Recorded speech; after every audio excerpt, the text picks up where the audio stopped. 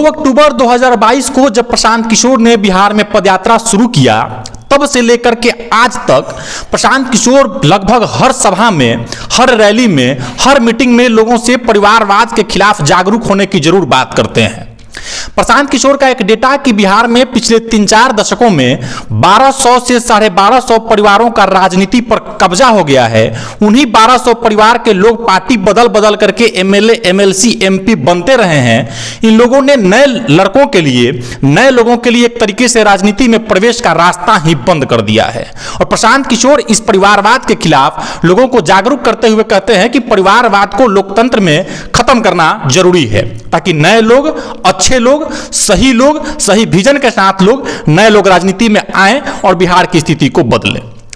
पिछले दिनों जो 4 सीटों पर बिहार में उपचुनाव हुए, उन चारों सीटों पर एनडीए की तरफ से भी और महागठबंधन की तरफ से भी, दोनों पक्षों की तरफ से परिवारवाद को खूब बढ़ावा दिया गया। वो चाहे तरारी हो, वो चाहे रामगढ़ हो, चाहे बेलागंज हो, इमामगंज हो, दोनों पक्षों ने परिवार के लोगों को टिकट भी दिया और दोनों पक्षों के बड़े बड़े नेताओं ने जाकर के परिवार के लोगों के लिए खूब वोट भी मांगे। लेकिन इसमें गौर करने वाली बात यह है कि प्रशांत किशोर जो परिवारवाद के खिलाफ बात करते हैं, तो प्रशांत किशोर के इस आह्वान का असर सिर्फ महागठबंधन के जो परिवारवाद के नेता हैं उनके ऊपर हो रहा है। आप रामगढ़ को देख लीजिए। रामगढ़ में जगदानंद सिंह जो राजद के प्रदेश अध्यक्ष हैं, उनके बेटे चुनाव लड़ रहे थे और प्रशांत किशोर वहां भी रामगढ़ में भी परिवारवाद को खत्म करने की बात कर रहे थे और जगदानंद सिंह के बेटे चुनाव हार गए। तरारी में भाजपा ने विशाल प्रशांत को उम्मीदवार बनाया था, जो पूर्व विधायक सुनील पांडे के बेटे हैं। वहां प्रशांत किशोर की बात का असर परिवारवाद के नाम पर नहीं हुआ और लोगों ने वहां परिवारवाद के पक्ष में वोट देकर के विशाल प्रशांत को जिताया। इन 2 सीटों के अलावा जब तीसरे सीट पर हम पहुंचेंगे, इमामगंज में, वहां पर एनडीए की तरफ से जो उम्मीदवार थी जीतन राम मांझी की बहू, वहां भी परिवारवाद को एनडीए ने खूब बढ़ावा दिया। लेकिन वहां भी परिवारवाद के नाम पर लोगों ने जीतन राम मांझी की बहू को हराया नहीं बल्कि जिताया, एक तरीके से परिवारवाद का समर्थन किया।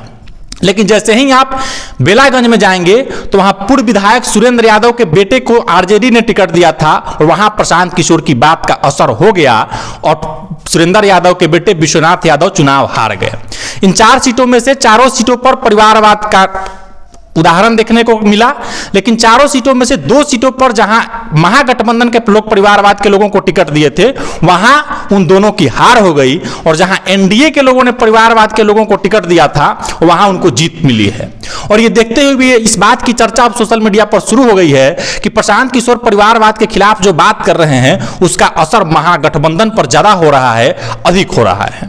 और अगले साल जब बिहार में विधानसभा का चुनाव होगा और जनसुराज 243 सीटों पर चुनाव लड़ेगी और प्रशांत किशोर राघोपुर में और हसनपुर में, जहां से तेजस्वी यादव और तेजप्रताप यादव विधायक हैं, उन दोनों सीटों पर भी जाकर के जब प्रशांत किशोर परिवारवाद के खिलाफ बात करेंगे, तो ऐसा नहीं हो कि तेजस्वी यादव और तेजप्रताप यादव दोनों के खिलाफ जनता परिवारवाद को खत्म करने के लिए वोट दे और तेजस्वी और तेजप्रताप दोनों चुनाव हार जाएं।